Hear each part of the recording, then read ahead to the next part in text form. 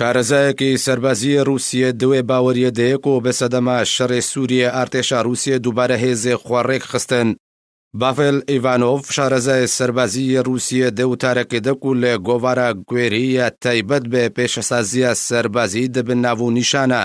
گورەیەک دجهێ خۆدە بەحسە سوودێن دەستێوەردانە سەربازیە رووسیە لە سووریە کرد. وی شارەزای گوت و بەری دەستپێکردنا شەڕێ سووریە رەخنەل ئارتێشا رووسیە هاتنە گرتن و پێشبینی هاتەکردن و ئەو ئارتێش نکارێ چەکێن پێشکەفتیەن ئلکترۆنی دە پرۆسەیە سەربازی دە بکاربینێ.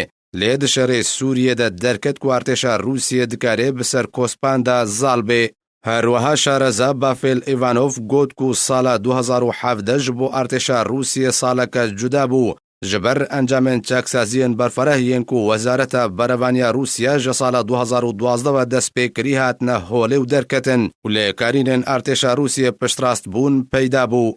Îvanov dibêje berî niha şarezayên Rûsyê duê baweriyê de bûn ku artêşa Rûsyê karînên wê de bikarînana hêzên asmanî de nîne. Lê bi awayekî asan çendîn tan û mûşek hatine arastekirin ji bo Sûriyê. شارەزای سەربازیی رووسیە گوتی ku rola ئارتێشا رووسیە di şerê Daişê û ji navbirina wê rêxistina tîrorîstî de gelek berçav bû. Çekên Rûsyê bincihên tîrorîstên Daişê bi wirdî dikirine armanc.